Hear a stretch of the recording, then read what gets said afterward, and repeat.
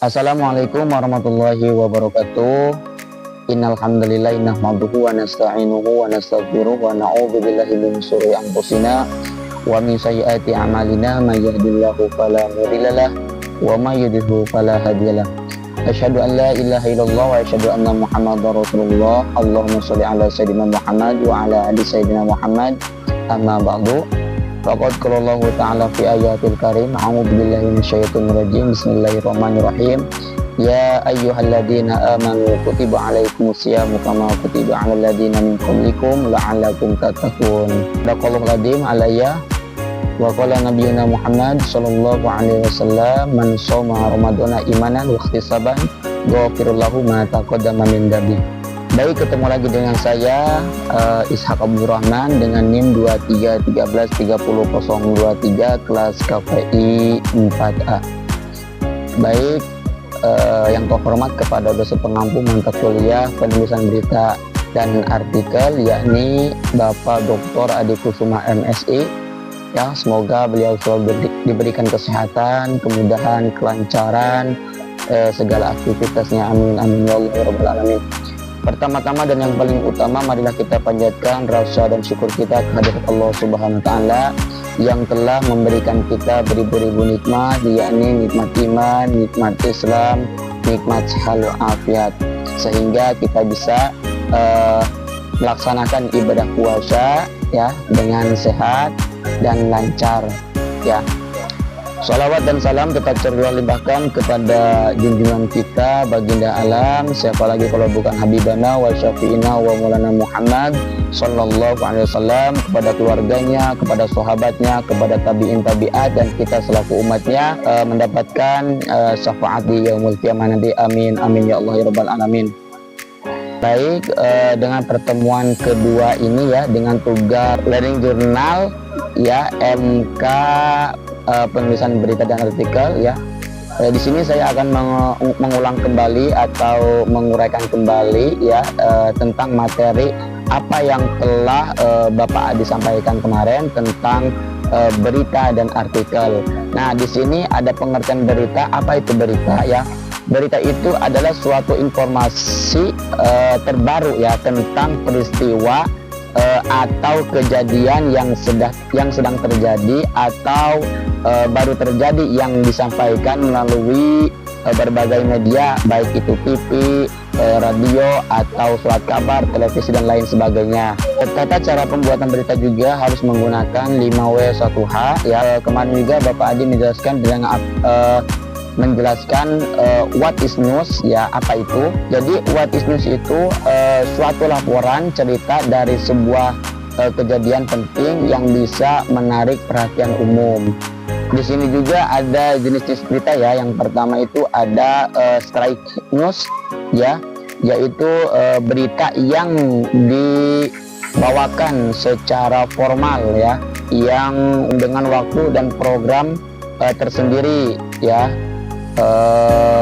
Contoh seperti Liputan 6, contohnya seperti Kompas Petang, contohnya seperti TV One. Itu lebih ke formal ya. Nah, yang kedua itu ada soft news. Nah, apa itu soft news itu? Jadi soft news itu suatu bawaan pemberitaannya lebih ke santai-santai ya. Contohnya seperti insight, gosip, dan lebih cenderungnya itu lebih santai lagi, itu untuk soft news.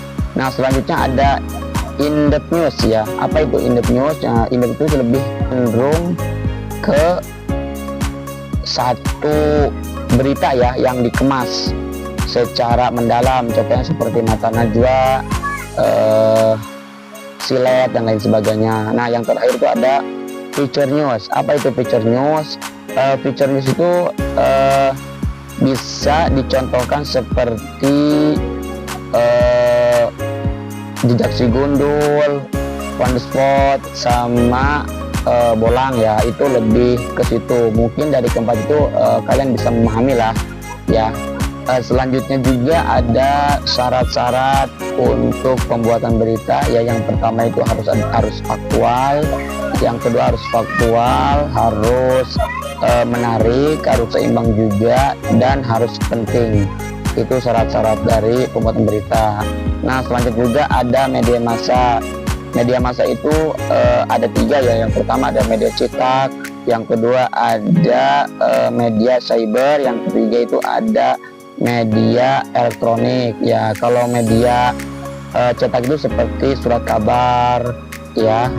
Kalau media cyber itu seperti media sosmed ya, contohnya seperti TikTok, Instagram. Kalau media elektronik itu seperti radio, televisi, dan lain sebagainya. Baik, pembahasan selanjutnya yaitu artikel ya. Apa itu artikel? Jadi artikel itu suatu bentuk karya ya yang berisi analisis suatu fenomena alam atau sosial dengan maksud untuk menjelaskan siapa, apa, kapan, di mana, bagaimana, dan mengapa fenomena alam atau sosial tersebut itu terjadi. Itu pengertian dari artikel. Nah, di sini artikel juga memiliki jenis-jenis ya, jenis-jenis secara khusus. Nah, yang pertama ada berdasarkan penulisannya. Nah, berdasarkan penulisannya itu artikel ada 2. Yang pertama ada artikel redaksi dan artikel umum. Nah, apa itu artikel redaksi? Nah, artikel redaksi ini yaitu suatu tulisan yang mewakili pandangan atau sikap resmi ya dari suatu media. Itu pengertian dari artikel redaksi. Nah, sekarang ada artikel umum. Nah, apa itu artikel umum? Yaitu suatu jenis tulisan yang membahas berbagai topik secara luas dan dapat diakses oleh khalayak umum. Selanjutnya jenis-jenis artikel itu berdasarkan isinya. Nah, ada 5. Yang pertama ada artikel eksploratif. Nah, apa itu artikel eksploratif? Jadi artikel eksploratif itu jenis tulisan jurnalistik ya, atau penulisan yang bertujuan untuk menyelidiki atau menganalisis suatu topik secara mendalam. Selanjutnya yaitu ada artikel eksploratif ini jenis tulisan ya yang bertujuan untuk menjabarkan suatu topik, baik itu konsep atau fenomena secara jelas ya. Selanjutnya yang ketiga ada artikel deskriptif. Nah, apa itu artikel deskriptif? Nah, yaitu jenis tulisan yang menggambarkan suatu objek, baik itu tempat, peristiwa, atau pengalaman ya secara detail. Nah, yang keempat ada artikel prediktif. Nah, apa itu artikel prediktif? Yaitu jenis tulisan untuk memprediksi atau meramalkan ya suatu kejadian, baik itu kejadian tren atau perkembangan berdasarkan analisis dan pola yang ada saat ini atau saat itu juga. Nah, yang terakhir yaitu ada artikel preskriptif ya. Jadi artikel preskriptif ini jenis tulisan yang tidak hanya menjalankan atau menjelaskan suatu berita ya atau menganalisis suatu masalah, tetapi juga memberikan rekomendasi atau saran serta solusi tentang apa yang sebaiknya dilakukan untuk mengatasi masalah tersebut. Itu artikel secara khusus. Berarti ada berdasarkan fungsinya ya, berdasarkan penulisannya, dan berdasarkan isinya ya. Mungkin hanya itu yang bisa saya sampaikan, kurang lebihnya mohon maaf. Marhaban ya Ramadan ya, marhaban ya marhaban, mohon maaf lahir batin.